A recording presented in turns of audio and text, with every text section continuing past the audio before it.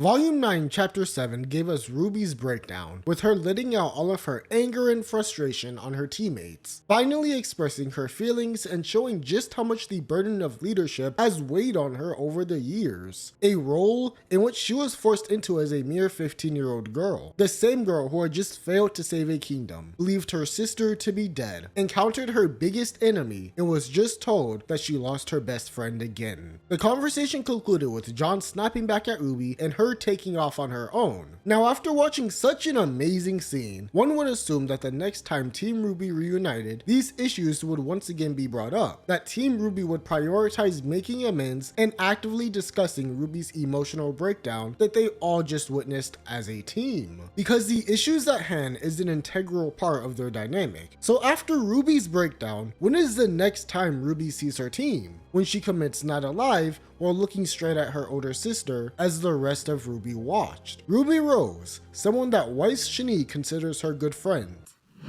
Yeah. Someone that Blake Belladonna looks up to. Until I met you.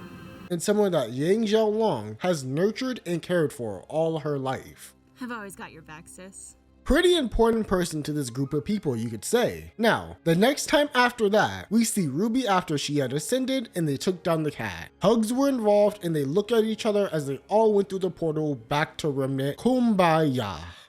Yeah, I'm not letting this slide in volume 10. There needs to be an emergency meeting where RWBY all sit together and talk this out, because RWBY's issues are still present and I personally could not move forward if I was in RWBY's situation without discussing the events that transpired in the ever after. RWBY came to the realization that she herself is good enough, that she is flawed, that she has imperfections, and that she has to do her best moving forward. And while that does solve her internal conflicts, everything that was said during her outbursts about her feelings to her team still holds true and hasn't been resolved. Having issues as a team is normal, but you have to resolve them as a team. I can understand them not getting to talk much after RWBY ascended. They had to deal with the cat, potentially deal with Neo, and the door to home was right there. But volume 10, they get into Vacuole, settle down, and RWBY sits their butts all together and they just talk this out. Looking solely back at volume 9, how did Team RWBY react to RWBY passing out after she learned of Penny's death? Yang gave her a sympathetic look and held her shoulder. Weiss and Blake didn't even react to RWBY waking up. Blake was just so focused on figuring out where they were at, and in the next episode, it's treated like RWBY didn't even pass out. Later on, Weiss makes an attempt to talk to RWBY, but it doesn't go anywhere, which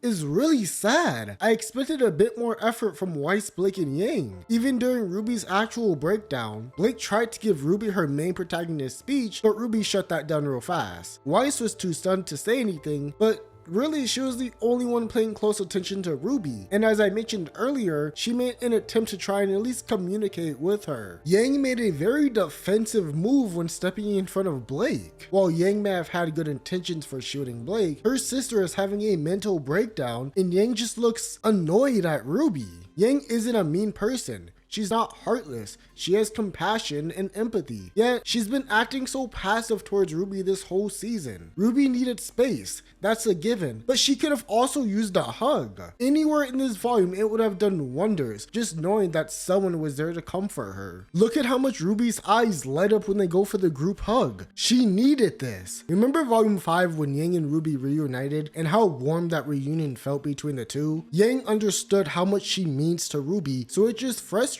me when RWBY's at her tipping point and this is everyone's reactions, especially Yang's. And John should have an entire separate conversation with RWBY. Please stop including this man. He was great in volume 9, but it's time we move him aside and focus on the main four's dynamic, but I know that's not gonna happen. It may seem like I'm being harsh with them, but I just have such a hard time believing that this is how they treat RWBY at her lowest point. These girls spent half a year living together at Beacon, studying, fighting, and getting to know each other in that time frame. And even after spending some time away from each other, when they did reunite, it only seemed to strengthen their bond. But what's crazy is that this show can have these really heartfelt moments. Volume 5 has one of my favorite scenes in it with Yang and Weiss. I love the one-on-one conversation that really opens up Yang's perspective on Weiss and just lets her be vulnerable, something that Weiss couldn't do in her household growing up. And really, Yang couldn't afford to be vulnerable in front of people in her household as well. Blake and RWBY's conversation in Volume 8 I enjoyed. It was a nice start after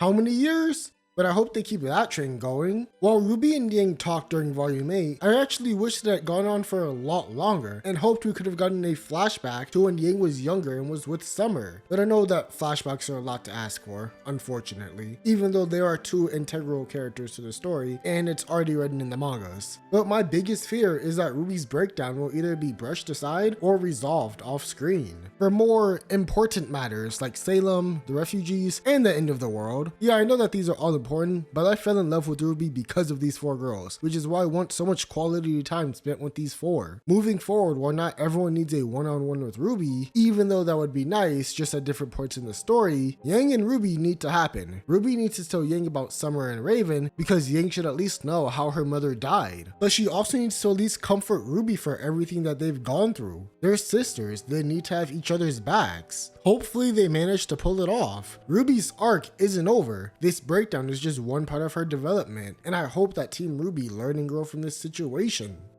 Please.